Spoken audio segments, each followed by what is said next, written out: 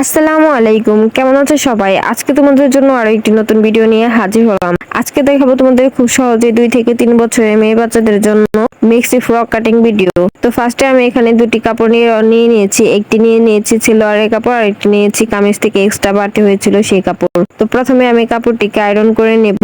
তো আয়রন করে নেওয়ার পর আমি নিচের পার্টের অংশ মাপটি নিয়ে নিব। তো নিচের পার্টের লম্বা নিব 17 ইঞ্চি। তো এটা হচ্ছে নিচের পার্টের লম্বা। তো সামনে আরেকটি পার্ট নিব, সে পার্টের মাপ দেখাবো। তো সামনের পার্টটি নিব হচ্ছে সেলোয়ার থেকে কাটিং করার পর যে কাপড় এক্সট্রা বেশি হয়েছিল সেখান থেকে, আর এটা হচ্ছে কামিজ কাটার পর যে সাইডে থেকে এক্সট্রা কাপড় বেশি হয়েছিল সেই কাপড় থেকে নিচের অংশের মাপটা নিয়ে নিচ্ছি। তো এখানে আরেক পার্ট আমি উপরে বসিয়ে নিলাম। বসিয়ে নেওয়ার পর এখন আমি এটিকেও 17 ইঞ্চি পরিমাণে মাপ দিয়ে লম্বায় কাটিং করে নিব।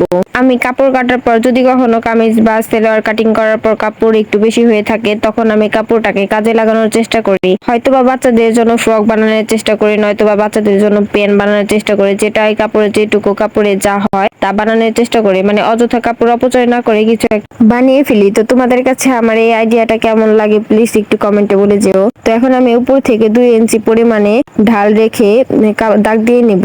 তো যেহেতু আমি এটা মেক্সি ফ্রক বানাবো, তো বাচ্চাদের বয়স হচ্ছে 2 থেকে 3 বছর, সেজন্য এখানে 10 ইঞ্চি পরিমাণে কাপড়টি রেখে কুচির জন্য আর হচ্ছে উপরে একটু 1 ইঞ্চি পরিমাণে ঢাল করে নেব। এটি একটি মেক্সি ফ্রকের মতো বানাবো সেজন্য। এবং পাশে এখানে 11 ইঞ্চি পরিমাণে কাপড় আছে, সেজন্য এখানে আমি 11 ইঞ্চিতে একটি দাগ দিয়ে নিব। এরপর উপর থেকে নিচ পর্যন্ত চকের সাহায্যে দাগটি মিলিয়ে নিব এবং নিচে সাইডে 1 ইঞ্চি পরিমাণে ঢাল রেখে দাগ বরাবর কেচির সাহায্যে কাটিং করে নেব। তো আমার এই ভিডিওটি তোমাদের কাছে কার কার কাছে ভালো লাগে প্লিজ একটি কমেন্টে বলে যেও। আর আমার এই ভিডিওগুলো যারা দেখছো প্লিজ একটি লাইক, কমেন্ট, শেয়ার আর রিপোস্ট করে দিও।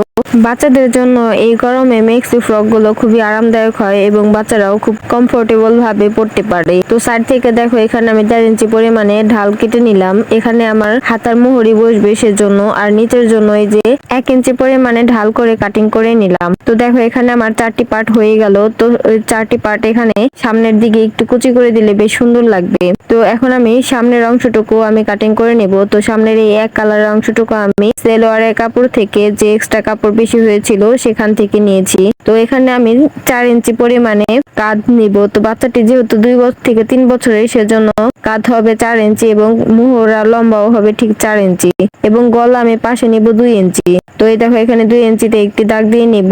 তো 2 ইঞ্চিতে দাগ দিয়ে গলা লম্বা নিব হচ্ছে আমি এখানে 3.5 ইঞ্চি। তো এটা আমি পাইপিং দিয়ে গলা করব, সেজন্য সামনের গলা 3.5 ইঞ্চি নিয়েছি এবং পিছনের গলা নিব 2 ইঞ্চি। তো 2 ইঞ্চিতে দাগ দিয়ে সুন্দর করে গলাটি একটু রাউন্ড শেপ করে নিব। আর সামনের অংশটুকু আমি 6 ইঞ্চি পরিমাণে লম্বা রাখবো এবং পাশে নিব হচ্ছে 7 ইঞ্চি। তো 7 ইঞ্চিতে দাগ দিয়ে দাগটি আমি সুন্দর বরাবর রাউন্ড শেপে মিলিয়ে নিব হাতার মোহরার সাথে। এখন দাগ বরাবর সুন্দর করে কাটিং করে নিব।